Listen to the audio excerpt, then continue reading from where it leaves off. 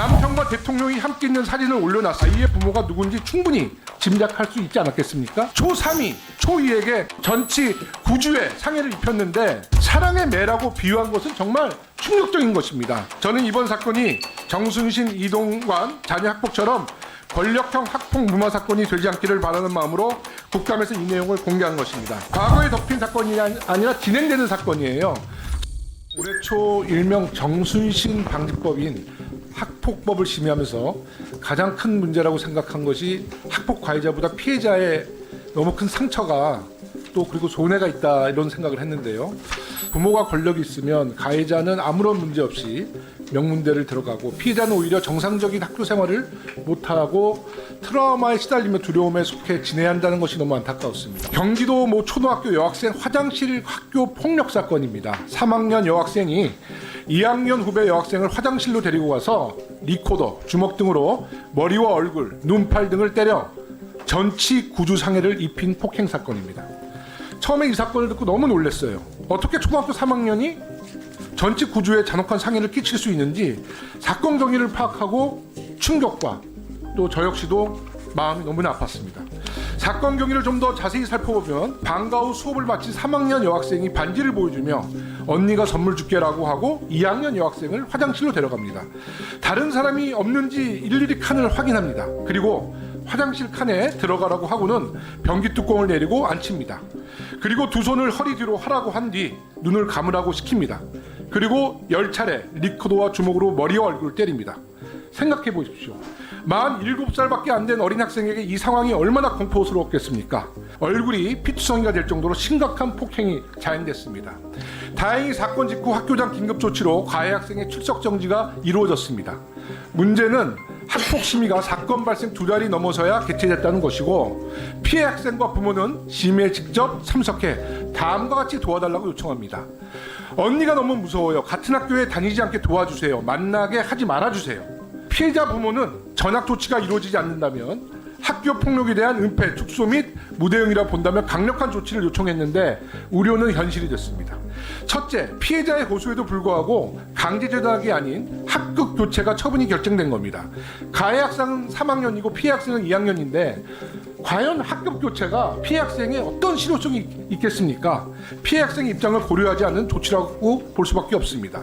둘째, 피해 학생 부모가 공문을 송달하기 위해 학교에 가해 학생 부모의 우편물 수취인 정보를 요청했는데 학교에서 전혀 협조하지 않고 있는 점도 이해가 안 가고요. 셋째, 사건 발생 3달이 지나도록 사과가 이루어지지 않았습니다. 학교의 소극적 대응도 매우 아쉽습니다. 학폭위의 심의 결과를 보면 이해가 안 되는 부분이 더 있어요. 심각성이 제일 높을 때 최고점 4점이 나옵니다.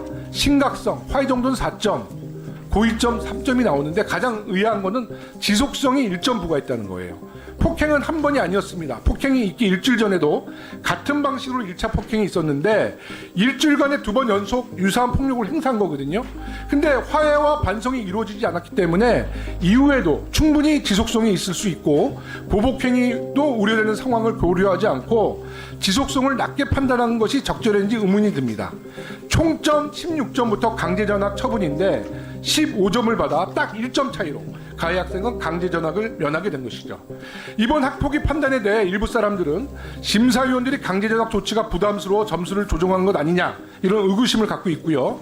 학부모들도 동의하고 가해 학생의 전학을 요구하며 이 사건은 일파만파 파장이 일어나고 있습니다.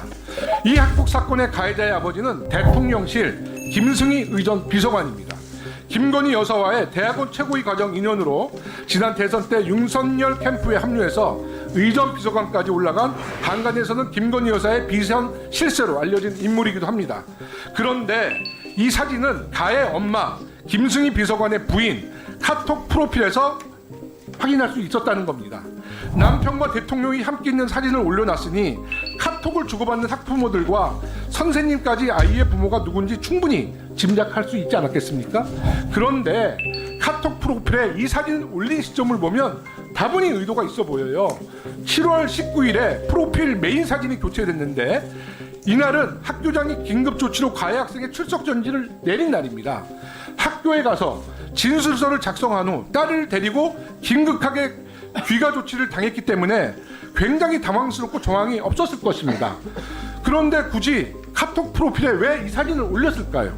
그러니까 인근 학부모들 입소문이 퍼지고 혹여라도 이 사건이 이동관 정순이처럼 권력에 개입하지 않을까 의심의 눈초리가 있는 것입니다. 의전 비서관은 대통령의 국내외 일정과 동선을 책임지는 막중한 자리입니다. 대통령 부부의 각종 국내외 행사를 밀착해서 보좌하기 때문에 누구보다도 처신에 신중함을 기해야 하는데 보안에도 각별히 신경을 써야 되는 그 핵심 참모가 그 부인은 그 남편이 공무적인 남편의 사진을 대통령 측근에 그 위세로 과시하는 것은 매우 부적절한 태도로밖에 볼 수 없습니다. 더 적절치 못한 건 그 가해자 어머니의 진술이에요. 아이의 이런 행동을 일종의 사랑의 매라고 생각했다고 기술한 겁니다. 초3이, 초2에게 가한 폭력이 그것도 전치 9주에 상해를 입혔는데 사랑의 매라고 비유한 것은 정말 충격적인 것입니다. 이거는 가해자 측에서 피해자의 고통을 전혀 공감하지 김승희 비서관은 이번 학폭 사건의 가해자로서 부모로서 피해 학생과 가족들에게 진정성 있는 사과를 하고 공인으로서 책임을 져야 할 것입니다. 사건이 발생한 지 3달이 지났지만 아직도 피해자 부모에게 사과 한번 하지 않았다는 건 공인의 자세가 아닙니다. 윤석열 정부가 학폭 폭력의 문제를 또다시 간과하지 않는지 김승희 비서관의 거취를 지켜보겠습니다. 저는 이번 사건이 정순신, 이동관 자녀 학폭처럼 권력형 학폭 무마 사건이 되지 않기를 바라는 마음으로 국감에서 이 내용을 공개한 것입니다. 과거에 덮인 사건이 아니라 진행되는 사건이에요. 우리 임태희 교육감님은 보고 받으셨습니까? 예, 지금 말씀하신 사항 충분히 잘 알겠습니다. 그리고 저희도 이제 이 개인 신상에 대해서는 공식적으로 이렇게 확인할 수 있는 절차가 지금으로서는 사실은 없습니다. 그래서 지금 말씀해 주셔서 저도 참고하겠습니다. 참고하고 다만 누누이 말씀드렸듯이 이 피해 학생 지적대로 피해 학생에 대한 보호가 최우선입니다. 예, 그래서 그런 목적으로 하되 또 가해 학생이라고 해서 지금 초등학교 저학년이기 때문에 가급적 또 교육적 해결을 해야 되는 또 교육적 책무성이 있습니다.